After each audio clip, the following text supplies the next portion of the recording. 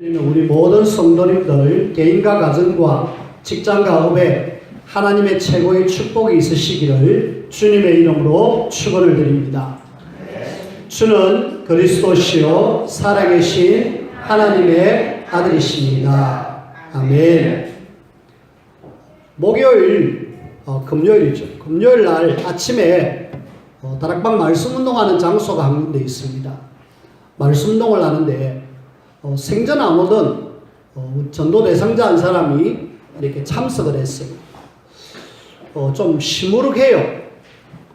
평상시에 보면은 이 사람 얼굴이 좀 밝은데 그날따라 굉장히 좀 우울한 거 있죠.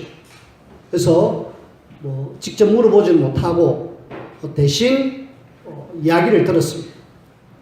들어보니까 아내가 본인을 힘들게 한다. 아내가 외국인이거든. 베트남 사람인데 뭐가 좀 안 맞는가 봐요. 안 맞다 보니까 자기를 힘들게 하니까 너무 힘들다. 힘드니까 찾는 방법이 사장님에게 와서 이야기하고 그 사장님이 그러면은 이제 금요일 날 7시 반에 말씀 운동하는 데로 없나. 그래갖고 이분이 왔어요. 사실은 안 맞지요. 우리나라에 같이 이렇게 부부끼리 만나가지고도 살아도 안 맞는데 환경과 종교와 모든 것이 다른 나라에서 이렇게 와가지고 같이 사는데 맞을 수가 없죠. 당연한 건데 그걸 본인은 너무 힘들어하는 거죠.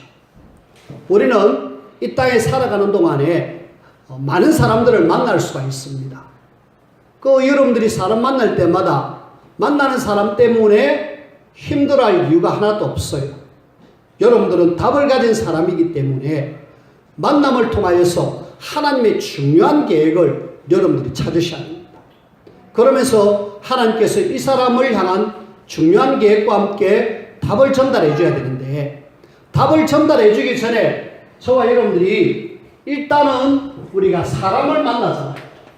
이 사람을 만날 때에 여러분들이 꼭 몇 가지 단어를 기억하시면 좋을 것 같아요. 무슨 단어를 기억해야 되느냐? 이 사람을 여러분들이 좀 이해할 수 있으면 좋겠어요. 이해. 이 사람이 자라온 환경이 이렇게 해서 자라왔구나.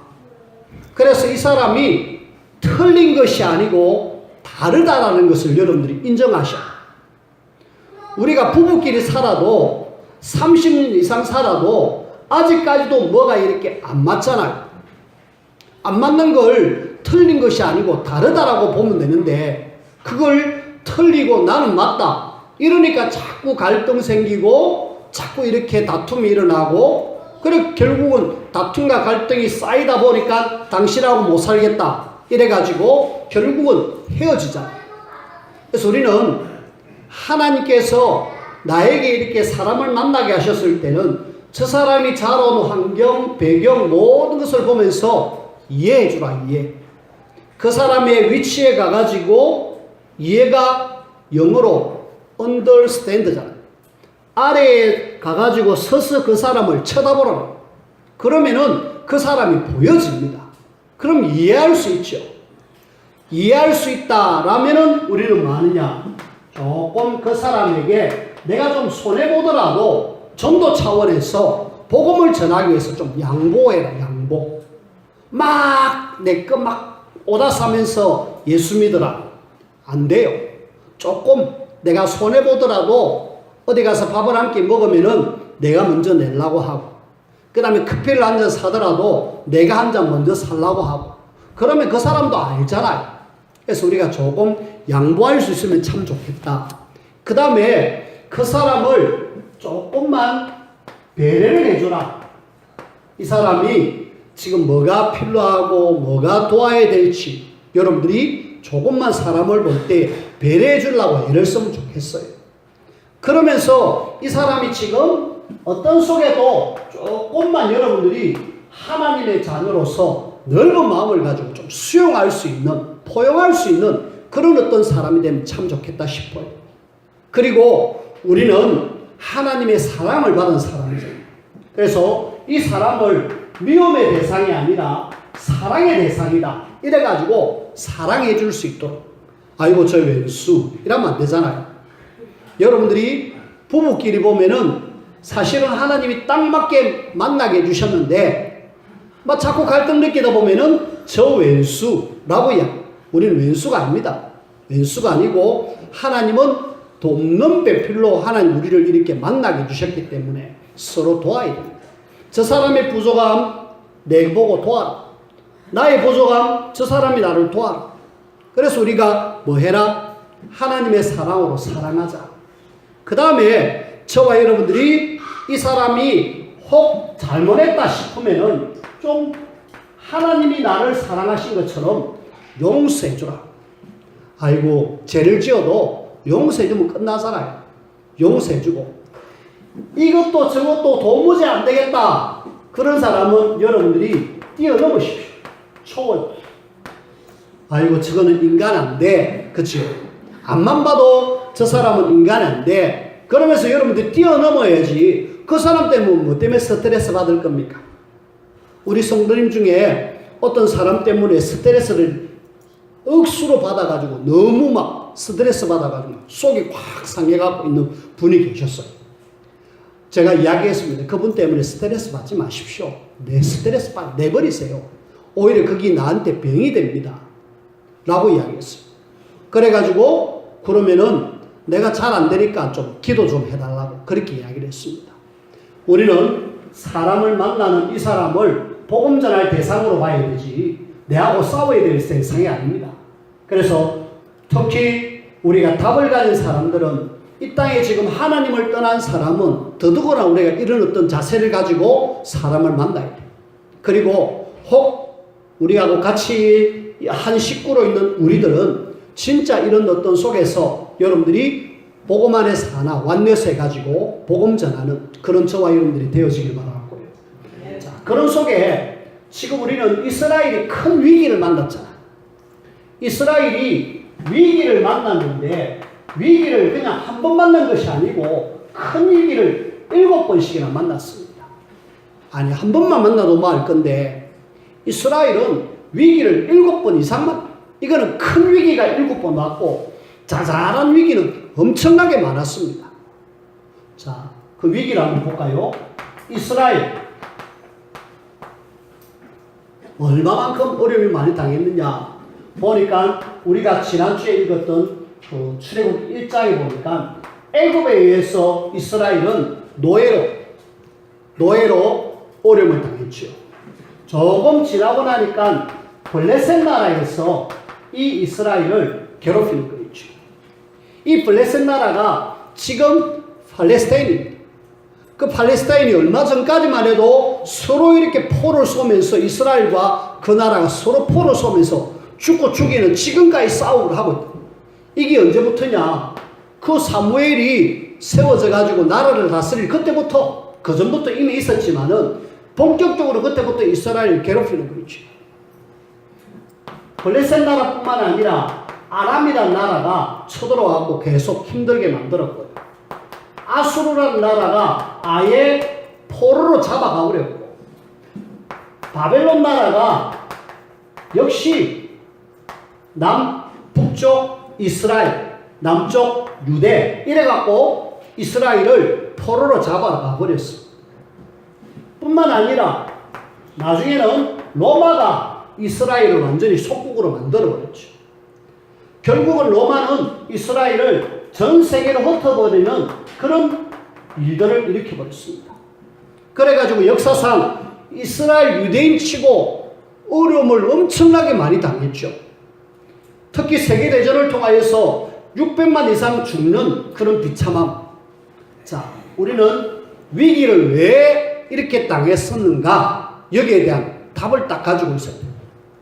왜 이렇게 어려움을 당했을까? 이 지금 이스라엘은 하나님이 선택한 민족인데 하나님이 이 민족을 통하여서 놀라운 계획을 갖고 계시는데 여러분들이 오늘 꼭 찾아내야 돼요. 지난주에 말씀드렸던 그 2가지와 함께 하나 더 3가지인데 제일 먼저 이 사람들은 하나님이 저들에게 주신 언약 말씀을 통하여서 약속으로 주신 2가지 예수님이 그리스도, 이 복음의 비밀을 저들은 놓쳤습니다. 복음의 비밀을 놓치니까 어려움을 당할 수밖에 없었고, 그 다음에 이 세계복음화라는 전도와 선교를 통해서 전 세계를 살려야 될 중요한 언약을 저들이 놓친 거죠. 요거 놓치면 반드시 어려움을 당한다. 그 다음에 언약의 비밀을 놓쳤을 뿐만 아니라 언약의 비밀을 모르니까 전달도 못하죠. 후대들에게 전달 못하니까 결국은 후대는 죽잖아.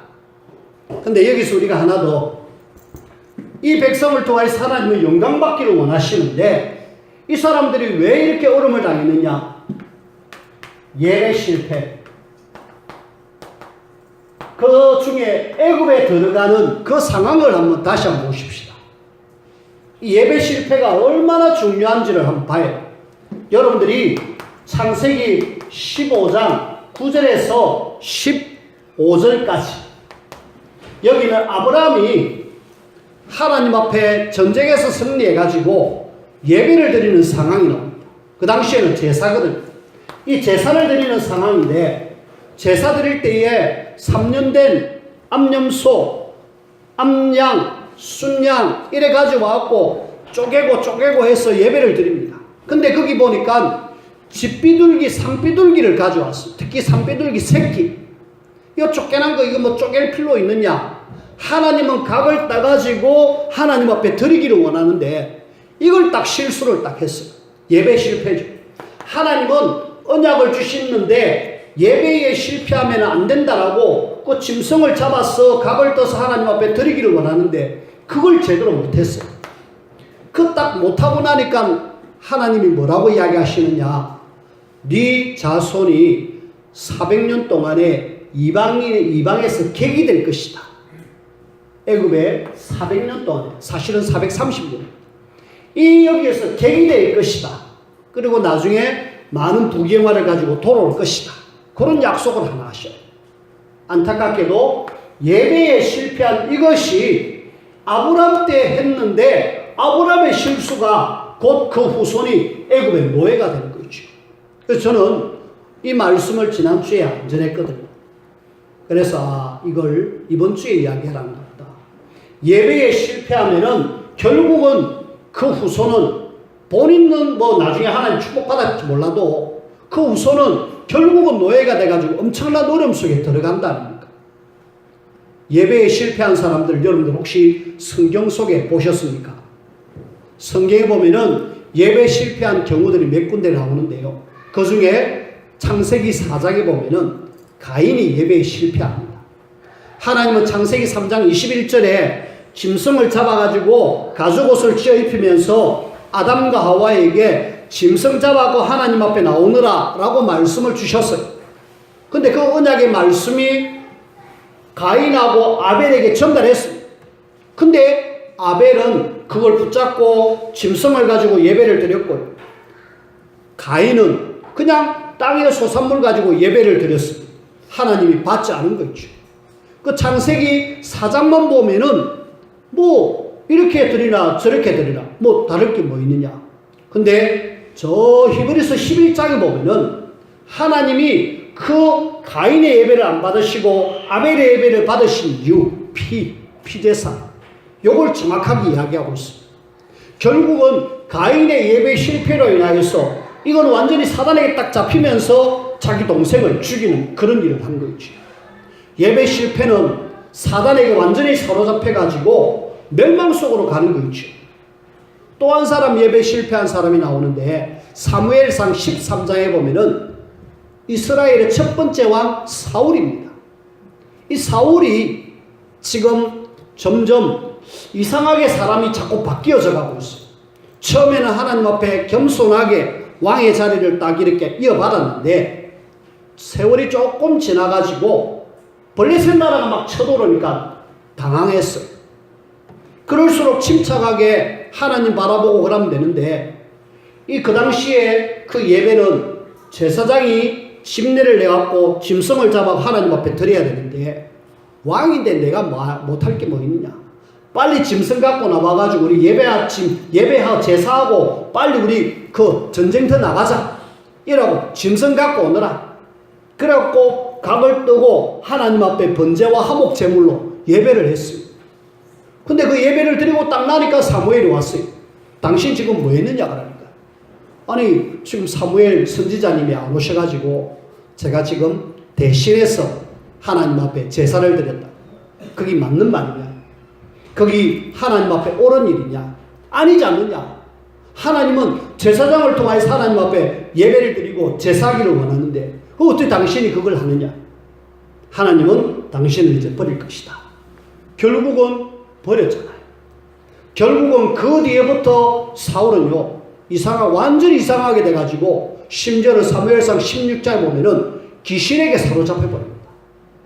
귀신에게 사로잡혀가지고 다윗이 와가지고 수금을 타서 정신이 맑아지는 그런 상태까지 계속해서 시달리니까 나중에는 다윗을 죽이는 그런 일을 끝까지 하다가 나중에는 삶을 자살로 마감하고 말았잖아요. 예배 실패는 곧 인생 실패로 연결되는 거죠. 가인을 통하여서 그 다음에 또 우리 사울을 통하여서 그리고 아브라함의 예배 실패. 그래서 저는 애굽으로 노예가 된 그 원인 중에 언약 제대로 못하면은 결국은 이렇게 노예가 될 수밖에 없고 이 비밀을 후대들에게 전달하지 않으면은 결국은 이렇게 될 수밖에 없고 예배에 실패하면 이렇게 될 수밖에 없다. 그래서 여러분들이 예배의 생명을 거셔야 돼요. 예배는 해도 되고 안 해도 되고 그런 어떤 요소가 아니라니까.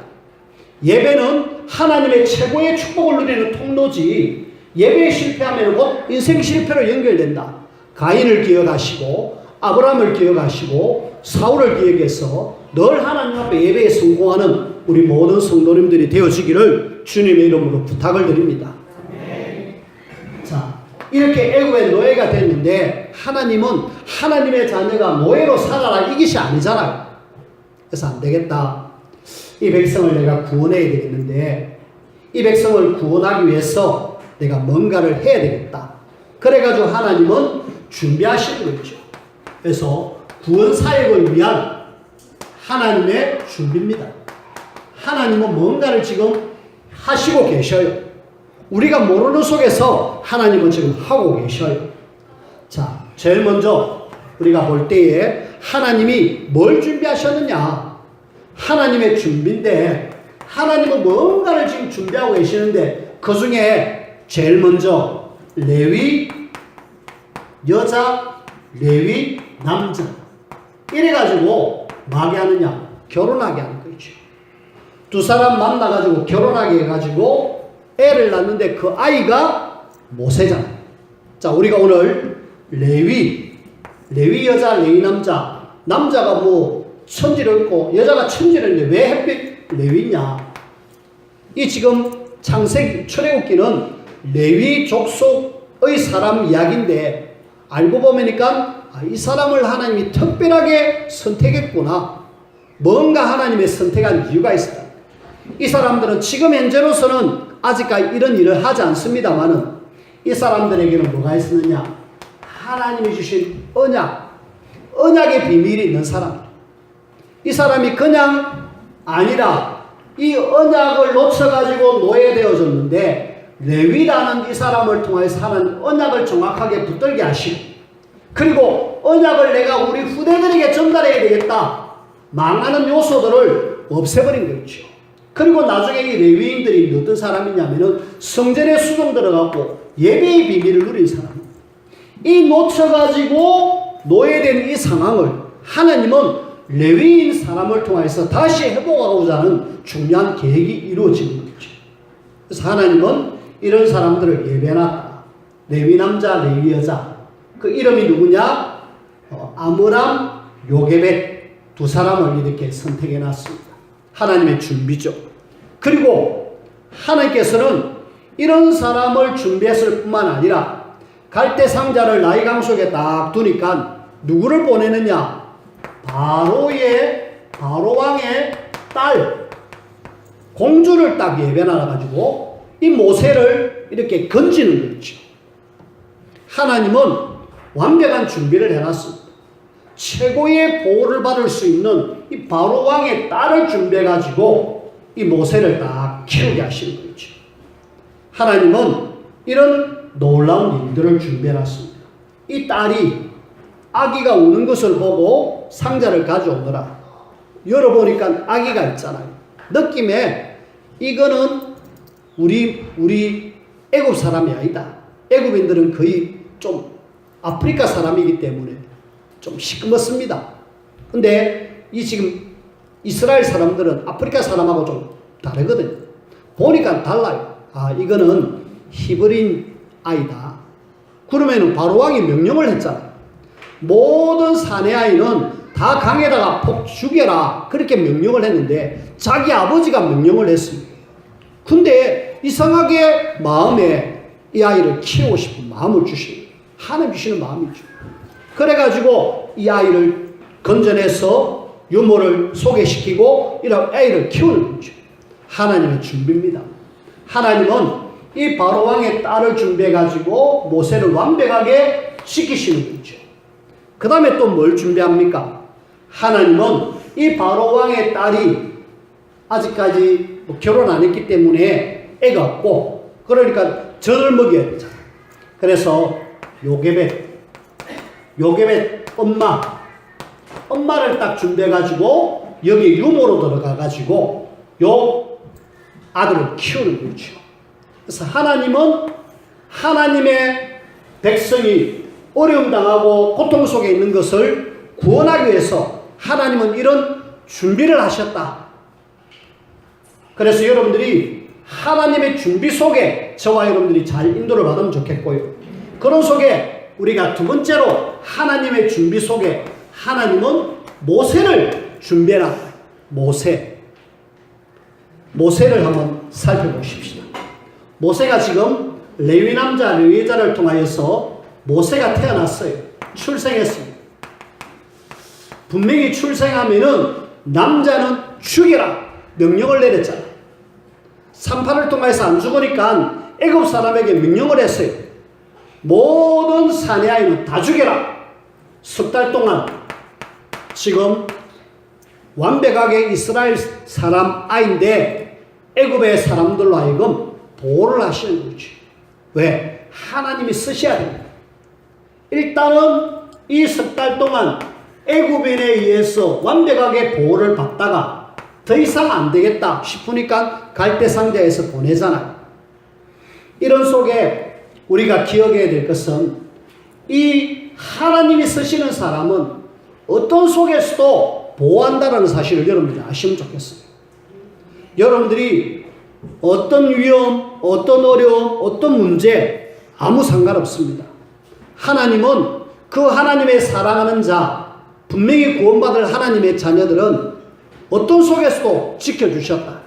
특히 여러분들이 이사야 43장 1절에서 7절 말씀 보니까 강의 위험, 불의 위험, 모든 물의 위험, 어떤 위험 속에서도 하나님은 하나님의 자녀를 보호하시고 인도하시고 지켜주셨음을 보게 되죠. 특히 광야 40년 동안에도 완벽하게 하나님은 하나님의 자녀를 보호하십니다. 그래서 여러분들이 어떤 속에서도 염려하지 마십시오.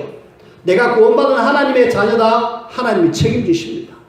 우리를 이 땅에 태어나게 하셨다. 그러면 끝까지 하나님은 나를 인도하시고 책임지시는 하나님이시라는 사실을 절대로 잊어버리지 마시길 바랍니다. 근데 이스라엘 백성들은 좀 자주 잊어버렸어요. 광야 40년 지나는 동안에 계속 잊어버립니다. 뭐하느냐? 하나님이 완벽하게 그들을 인도해가지고 가나안 땅까지 데려갈 건데 그들에게 뭐가 있냐? 계속 애굽 속에 있었던 노예 건성, 광야 건성을 통하여서 계속 불신앙하는 거죠. 우리는 하나님이 완벽하게 준비했다라면은 하나님이 하나님의 자녀를 완벽하게 책임지심을 믿고 어떤 속에서도 흔들리지 마시길 바랍니다. 자, 두 번째 보니까 이제는 갈대 상자에 들어가가지고 바로왕의 딸에게 들어가기 전에 나일강, 여러분들이 나일강, 여기에는 지금 아프리카 한 강의 줄기인데 여기는 굉장히 좀 위험합니다. 사실은 강이라지만 갈대 사이에 두었다지만은 거기에는 악어가 들어와가지고 이 갈대 상자를 확 물 수도 있고 또 다른 어떤 짐승이 와서 이 아이를 해할 수도 있습니다. 하지만은 하나님은 완벽하게 하나님께서는 가장 안전한 바로왕의 딸에게로 싹 보내는 거죠. 강의 위협으로 하나님은 모세를 완벽하게 지키고 보호하셨고, 뿐만 아니라 그 엄마가, 그렇죠, 엄마가 가장 아기를 잘 보호할 수 있잖아요. 모세를 하나님이 쓰시기 위해서 엄마를 유모로 보내가지고 완벽하게 이 아이를 지킵니다. 그리고 보호하고 이 아이에게 어렸을 때 뭘 집어넣느냐? 확실한 언약을 집어넣습니다. 모세가요, 창세기, 출애굽기, 레위기, 민수기, 신명기를 이랬었는데, 이 쭉 창세기부터 기록하게 된 모든 배경은 어디 있었냐? 엄마를 통하여서 어렸을 때 젖먹으면서 아이에게 가르쳤습니다. 너는 히브리 민족이다. 너는 하나님이 이 시대에 선택한 중요한 사람이다.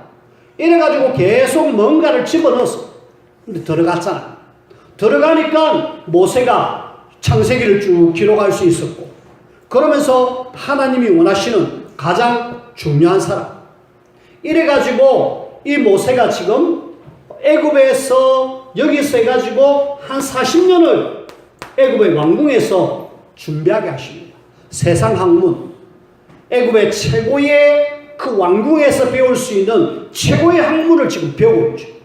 이 바로의 왕의 딸의 아들로 들어가가지고 하나님은 이 모세를 최고의 지도자로 세우기 위해서 어렸을 때 엄마를 통해서 언약을 심어놓고, 그리고 애굽의 왕궁에서 40년 동안에 지도자가 될 수 있는 자질을 확실하게 준비합니다. 그 이스라엘 말 안 듣고 지 맘대로 하는 그 이스라엘을 어떻게 200만 이상 되는 사람들을 쭉 이끌어가고 가나안 땅까지 데려가느냐? 아무나 할 수 없는 거예요. 완벽하게 준비된 사람을 통해서 하나님 하신 거 있죠. 하나님은 모세를 통하여서 이스라엘을 애굽에서 건져내기 위해서 이렇게 하나님은 완벽하게 준비하셨다. 그래서 여러분들은 하나님께서 하나님의 구원사역을 위해서 준비한 이 하나님의 준비와 모세를 통한 준비를 여러분들이 좀 함께 인도를 받으면 좋겠고요. 그러면서 우리가 함께 또 봐야 될 것은, 이제 우리가 좀 생각해야 될 것이 있습니다. 모세를 어렸을 때에 뭔가를 집어넣었다라면은 지금 이 시대가 굉장히 시급한 시대잖아요. 시급한 시기고 위기 시대잖아요. 이 위급한 시대에 하나님은 이 구원 사역을 위하여서 우리가 좀 기억해야 될 어린이, 그리고 청소년, 그리고 대청, 그리고 우리는 기성세대, 우리가 뭔가 좀 하나님 앞에 준비돼 가지고 하나님 앞에 쓰임받는 우리가 돼야 되겠습니까? 제일 중요한 거는 어렸을 때 제대로 뭐가 들어가면 제일 좋습니다. 어렸을 때 들어갔던 애굽의 모세와 그 다음에 요셉, 그리고 사무엘과 다윗, 어렸을 때 뭔가 딱 들어갔거든요. 그러니까 최고의 사람으로 쓰임받았단 말이에요. 그래서 여러분들이 어렸을 때 뭔가 들어간 것은 평생 바뀌지 않습니다. 얘들이 지금 아무것도 모르지만은 분명히 들어갑니다. 이 자리에 앉아 있어가지고 예배를 드리는 랩런트들 뭐가 제대로 안 들어가는 것 같아도 들어간다니까. 뭔가 신기입니다. 이 아이에게 유모로서 모세를 젖먹이면서 키웠는데 놀랍게 나중에 최고의 지도자로 언약을 정확하게 이야기하는 사람으로 쓰임받았다는 겁니다. 그래서 저는 우리 어린이들에게 뭘 지금 우리가 제일 중요하게 심어야 될까? 지금 이 세상의 문화가 지금 이 후대를 그냥 내버려 두지 않습니다. 엄청난 흑암 문화가 어린이들을 강타하고 있어요. 이런 속에 지금 문화가 스며드는 이런 속에 이 아이들에게 지금 우리가 뭘 집어넣어야 될까요? 아이가 떠들면은, 아이가 막 울면은 엄마는 아무 생각 없이 핸드폰을 쥐어줘가지고 그거 가지고 막 갖고 놀게 합니다. 제가 뭐 알겠나 싶지만은 그 핸드폰을 켜가지고 자기가 보고 싶어 하는 거, 원하는 거 다 합니다. 이 아이에게 다른 것, 세상의 흑암의 문화가 들어가기 전에 이 아이에게 진짜 심어넣어야 될 것, 예수님이 그리스도, 복음입니다. 복음의 비밀이 누가 뭐래도 정확하게 이 후대들에게 들어갈 수 있도록 들어가겠습니까? 하지만 들어갑니다. 들어가면 이 아이가 산다니까요. 그래서 우리 후대들에게 가장 중요한 복음의 비밀을 알려줘야 되겠고요. 그리고 이 아이가 하나님이 원하시는 사람이다 라는 정체성, 네가 누구냐 라는 부분에 대해서 정확하게 알려줘요. 그러면은 이 아이가 나는 복음 가진 하나님의 자녀로 이 시대에 살린 렘넌트로 하는 나를 불러주셨구나. 이래가지고 이걸 계속 심는다라면은 어느 날 이 후대를 통하여서 애굽을 건져내는 모세처럼 그렇게 하나님 쓰신다니까. 뿐만 아니라 우리는 이 청소년들 세상 나가기 전에, 대학 올라가기 전에, 청년 나가기 전에 마지막 기회라고 생각하시면 됩니다. 이 후대를 우리가 어떻게 해야 됩니까? 이미 세상 문화는 이 청소년들에 완전히 섭외들었어요. 우리 렘넌트들 지금 청소년들 한번 잘 보십시오. 거의 뭐 하고 있는지 완전히 문화 속에 깊이 빠져가지고 거기서 허수거거리면서 살고 있습니다. 그래서 우리 렘넌트들을 여러분들이 잘 도와주셔야 돼요. 이 렘넌트가 하나님 앞에 제대로 세워질 수 있도록 흑암 문화 이길 수 있는 그런 힘. 그러니까 결국은 이 청소년을 정확한 복음이 다시 한번 정리될 수 있도록 도와줘야 되겠고, 이 청소년을 상담을 통하여서 계속 개인을 도와줘야 돼요. 개인을 1대1로 도와주고 계속해서 도와줘서 이 렘넌트를 어떤 속에서도 흔들리지 않을 렘넌트로 만들어요. 그래가지고 이 렘넌트가 앞으로 너 뭐 할 거냐? 정확한 달란트. 뭐 할지 모르고 있다 아닙니까? 뭐 할지 모르고 있기 때문에 이거 했다가 저거 했다가 세상 문화 따라서 이거 해볼까 저거 해볼까. 우리는 도와줘요. 그리고 이제는 본격적으로 현장 들어갑니다. 완전히 세상 문화에 초토화 되어 있습니다. 대학 청년들이. 여기에 지금 우리가 뭘 심어야 될까요? 이 대학 청년들에게 역시 흔들리지 않는 복음과 함께 삶오늘 속에서 하나님이 원하시는 사람으로 만들어요. 안 되겠지만은 삶오늘 통하여서 이 렘넌트들이 말씀 잡고 기도 속에서 전도의 축복을 누릴 수 있는 그런 청년들이 될 수 있도록, 대학생들이 될 수 있도록 만들어줘요. 이것은 잘 안 되지만은 훈련을 통하여서 이제 머리가 컸기 때문에 됩니다. 청소년들이 오히려 안 돼서 그렇지 대학 청년들은 말이 통한다니까. 그러면은 도와주면 되죠. 중요한 거는 우리 기성세대입니다. 어린이를 세우고 청소년을 세우고 대학 청년을 세울 메시지가 없습니다. 여러분들이 메시지를 잘 붙드십시오.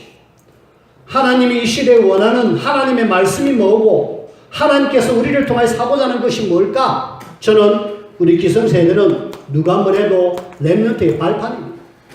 세상의 주역은 렘넌트입니다.